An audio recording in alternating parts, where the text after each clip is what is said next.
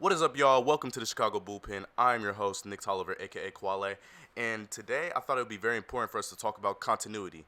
And what's continuity? Continuity is patience, and I think that's something that all Bulls fans need to be equipped with for the next coming years because we need to understand that we're not going to win overnight, and we need to understand that Acme's vision isn't to win a championship next season or the year after that. It's actually to build a championship team that can win even after certain people have left our franchise. And we'll get into that right after this. Bean to Jones. Another average. DeRozan. DeMar kicks. Lonzo fires. Oh! Comes through in a big moment, Mike.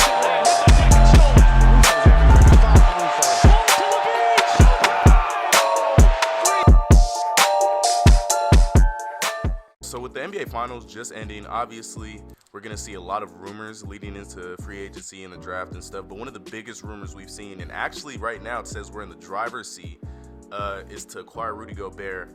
And obviously in any situation, there's nothing we can do to not have to give up Vooch. And in my opinion, I think we stay far, far, far away from this trade. Why?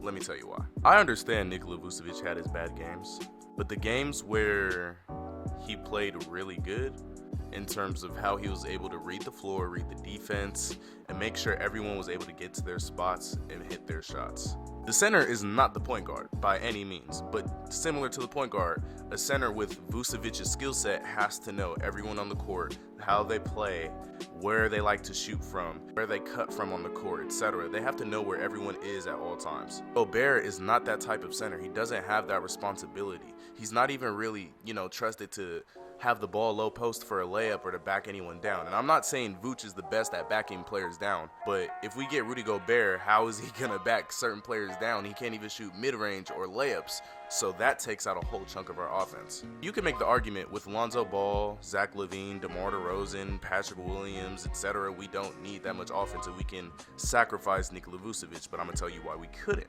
Pay attention to a lot of our best games of this season. Zach LaVine and DeMar DeRozan are downhill scorers. I apologize.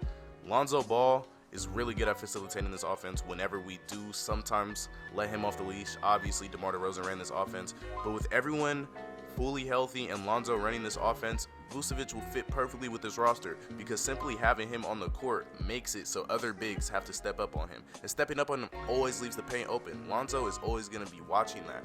Even if he's not the one who makes the direct pass, he'll throw that to Vucevic knowing that DeMar's going to cut. He'll throw that to Vucevic knowing that Patrick Williams is going to cut. Something similar in that fashion that we'll see every single game next season as long as we can stay healthy. And I don't think that it would be right to make all the moves that we just made last offseason and blow it up. And I know you're thinking that trading Vooch isn't blowing it up, but he's very, very important to this team and the term continuity because now he's a core part of this team. And I do not think it would be wise to trade him at this point. Maybe going forward, yes, I could see us getting rid of him in a few years if this still isn't working out. But right now, his presence on the court changes our entire offense and it changes how every other team defends us. If we have to be completely honest, he wasn't the only one who had slumps. We've seen defrozen games, as they like to call it. We've seen Zach LaVine throw the ball off his knee. We've seen a lot of bad moments from our stars this year. But I think we have to also remember that being the center and having to know everyone on the court because he's such an offensive big, he hasn't really had the chance to settle down and get to know his teammates, in my opinion. I mean, he was the number one option in Orlando, came to Chicago, became the number two. Got 13 to 14 brand new teammates and dropped down to a no-brainer number 3, sometimes 4 or 5 spot in terms of who's the best player on this team. He's never had the long enough period of time to be able to settle down and truly learn his teammates because this team has been changing in front of our eyes the entire season. Our starting point guard was always different. Our starting shooting guard was always different. Something was always different. Someone was always hurt. Someone always had COVID. Something.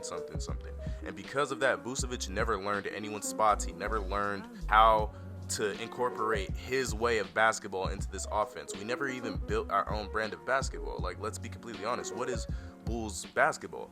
I think the best reality of our basketball can be ball movement and getting into lanes. Simple as that. Getting between lanes, steal, transition, because I think that's when we're best, is when we get steals and run downhill. I think no one can stop us when it comes to transition. I really don't think anyone can stop us downhill. And that's the brand of basketball that I want to see next year and the year after that and the year after that, is transition, ball movement, and everything that adding Rudy Gobert wouldn't do. Now, I can understand if you guys want to package together the first rounder with Kobe White and another bench player to get someone to help Nikola Vucevic on the front court, but to completely replace him, no, I don't think that will work out in our favor. And I think that would be something that we look back at and we look at like, damn, we really had Nikola Vucevic. And I'm not saying he's at the level that he was in Orlando right now.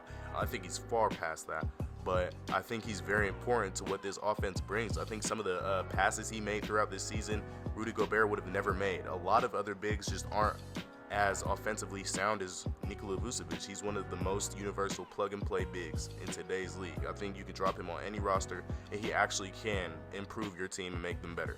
But I want to know your guys' thoughts on this. I know a lot of you guys are very much tired of Nikola Vucevic, and you guys want him gone. But me personally, I would like it if we would wait a little bit longer and see what he can bring to our team if we give him a little bit more help. But let me know what you guys are thinking down below. This is my first video, so please like, subscribe, share, and stay tuned for more content from the Chicago Bullpen. I'm your host, Nick Tolliver, signing off. Peace.